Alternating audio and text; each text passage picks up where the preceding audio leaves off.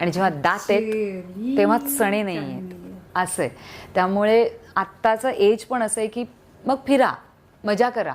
आयुष्य तुम्हालाही एकदाच मिळालेलं आहे ना. नॉट नेसेसरी की समाजाने बांधून दिलेल्या सगळ्या गोष्टी त्या केल्याच गेल्या पाहिजेत, की लग्न केलंच गेलं पाहिजे, मग मुलाला लगेच लग्न झालं तर जन्माला द्यायलाच पाहिजे, मग चला चला 2 वेळेचे डबे भरलेच पाहिजे. कशाला? त्यापेक्षा आपण एवढं कमवूया की घरात एक काम करायला आणि स्वयंपाकाला बाई ठेवू शकू आपण, कारण आपल्यालाही आयुष्य एकदाच मिळालं आहे ना.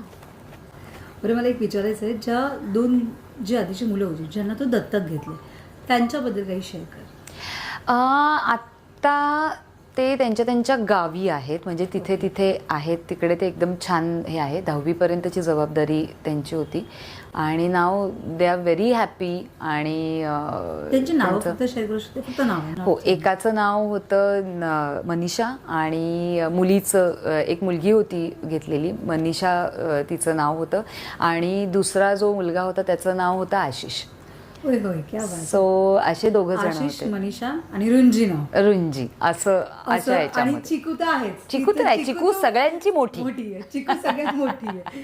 So this is your complete family. Yes yes, this is my complete family. So आता त्यांचं ते करून ते सेटल आहेत आणि पुढे त्यांच्या शिक्षणासाठी ते कुठे बाहेर फिरतायत.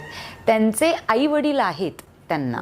काही याच्यामध्ये असतं की त्यांना आई वडील आहेत, म्हणजे जी मुलगी आहे तिला आई वडील होते, त्यांची परिस्थिती नव्हती आणि मुलाला आई वडीलच नव्हते, अनाथ होते. त्यामुळे सो आता ही जी चिकू आहे, जी मांजर आहे तुझी बोल, तिला आता थोडंसं एक वाटलं, अरे आता अजून एक घरात मेंबर वाढलाय. सो ती तिच्या जवळपास आसपास फिरणं, त्या सगळ्या गोष्टी चालू. आणि तुला ए बाबा तू लांब राहा, थांब, तुझं नख लागेल, पाय लागेल, हे लागेल, कारण की ती स्किन एकदम सेन्सिटिव्ह आहे. खूपच.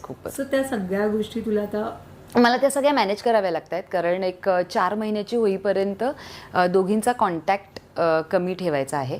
आणि that is prescribe by of course doctor, कारण तिचे वॅक्सिन्स व्हायचे आहेत. एकदा वॅक्सिन झाले की मग काहीच कुठेच प्रॉब्लेम येत नाही प्राण्यांच्या बाबतीत. मी जशी प्राणीप्रेमी आहे तशीच रुंजीनेही व्हावं असं माझी फार इच्छा आहे. बाकी सगळं तिच्यावर.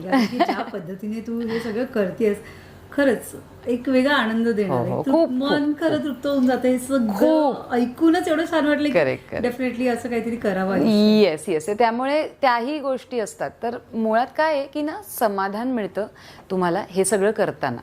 तर आणि आत्तापर्यंत मी तसं परत तेच म्हणते की मी हे न बोलून करत होते. मग आपण आपलं काम करत राहावं. बाकीचं जे काय चाललंय ते आपोआप त्याचं फळही मिळते. आणि फळ मिळावं म्हणून पण नाही, पण एक मानसिक समाधान मिळावं की हां, आपण